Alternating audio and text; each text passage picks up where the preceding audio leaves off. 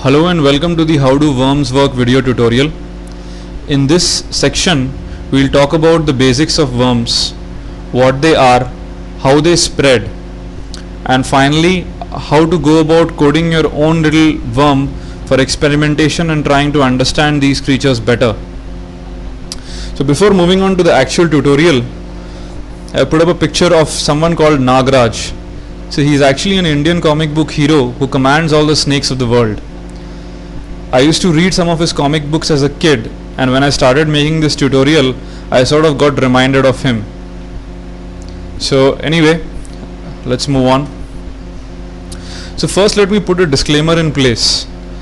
This tutorial is strictly to try and understand how worms work, and maybe to make your own little worm which you can use for experimentation and trying to understand their behavior better. This is what I actually did at IIT Guwahati during my undergraduation. Also, if you decide to use this knowledge for any unethical reasons, then the liability is absolutely yours. And I would also advise you to stop watching this video right away.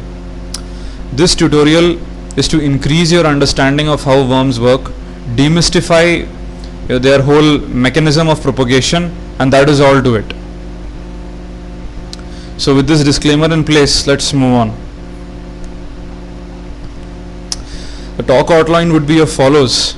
First we'll talk about what are worms, and then we go ahead and talk about the life cycle of a simple worm. As most of you have already guessed, first of all the worm scans for a victim, then goes about exploiting the victim, then cloning itself onto the victim, and then running the clone to spread further infection. And of course it might also use stealth techniques to hide itself from detection, from antivirus as well as from the user, so that it can stick around on the host long enough to spread more and more. And finally a little discussion about what we would code in this section in the coming videos. So what are worms? A worm, very simply put, is nothing but a self-replicating program. Self-replicating actually means it makes copies of itself and sends it to various hosts onto the network. And once again these copies go ahead and make copies of themselves and spread further. So one thing to note is all these copies are absolutely and exactly same in functionality. Binary wise they are the same binary totally, and generally they lack any sort of synchronization among themselves. That is, one copy of the worm normally does not know about the other copy of the worm. Also, my previous statement that the binaries are identical, well, there is something called polymorphism which viruses use and sometimes even worms. But let's not get into more complicated topics. Let's keep it simple for this discussion and assume that all the copies are going to be exactly the same. Of course, functionality wise as well as binary wise. Now the question is, why is there so much publicity about a worm attack or a worm spreading across the internet? Why are people so frightened? The reason is, first of all, about the huge bandwidth consumption, which effectively brings down the throughput of the internet, and various businesses are affected. Of course, if the worm is poorly written, or for that matter maliciously intended, then it might also crash your computer. Sometimes these infected computers are used as zombies for other attacks, such as distributed denial of service attacks and phishing attacks, in which somebody might basically install a keylogger, get your username password for your banking accounts, and then send it off to a remote computer. So worms could have various intentions, and that totally depends upon the author of the worm and what he coded it for. Moving on, types of worms. Now this is not an exhaustive list. I've just tried to cover some of the most popular types of worms. The first one is the network worm, which actually exploits a network service basically, such as RPC or DCOM or whatever, and starts spreading. Now normally network worms do not require any sort of user intervention for spreading. The second category is email worms, which once again spread either automatically or rely upon some sort of user intervention, such as the click. We've all known many of these worms which use some vulnerabilities in Outlook Express, so that as soon as the user opens an email, it automatically starts spreading and sends out copies of itself to everybody in the address book. So this is what is called an email worm. Then we have the IRC worm, which spreads through IRC. Then the instant messenger worms, file sharing worms, which may be basically residing on your file share, or maybe P2P programs which basically use some sort of file sharing mechanism. And finally something very recently which came out, that is cross-site scripting based worms. So we've all heard about the MySpace worm, which spread across this whole community from one user to the other. So there are actually many more types of worms, but the point is, in this tutorial we'll just be concentrating on network worms. Now once again, going back to the life cycle of a simple worm, the worm scans for a victim, then exploits the victim, clones itself onto the victim, runs the clone to spread further inspection, and finally might use some sort of a stealth technique to hide itself from getting detected.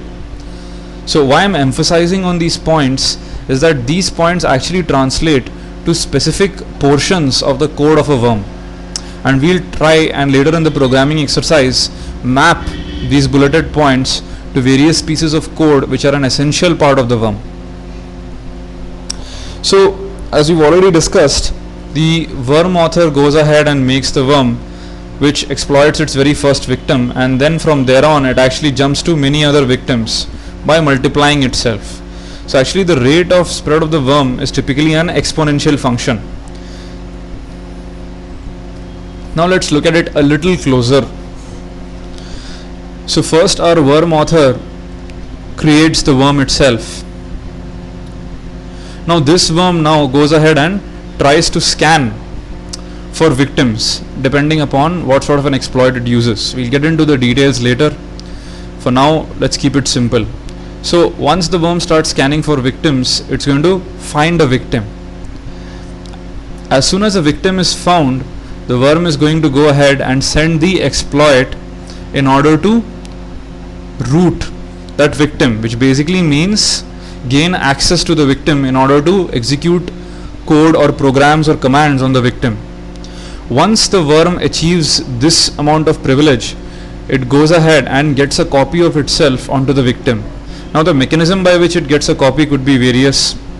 Might be on a central HTTP server, it might get it from the host computer from where it actually attacked the victim. There could be many possibilities. We'll discuss some of them a little later. So once the worm gets a copy of itself onto the victim, it executes the copy, and this copy goes ahead and scans for more victims. Now as you can see, this basically would in turn result in finding other victims, and thus the worm keeps on spreading. So now let's look at some of these bulleted points which we talked about a little closer. Right, first we talked about was scanning for a victim. So now there could be various sort of scans which a worm could do. Random scan is absolutely just generating a random IP and going ahead and trying to exploit it. Selective random scan might use some sort of IP address knowledge from the routing tables. There could be something also called hit list scanning, in which you already have a set of addresses given to cover first. Then you could have a full scan in which you go about trying to cover the whole IP address space. Of course, this is not feasible, but still.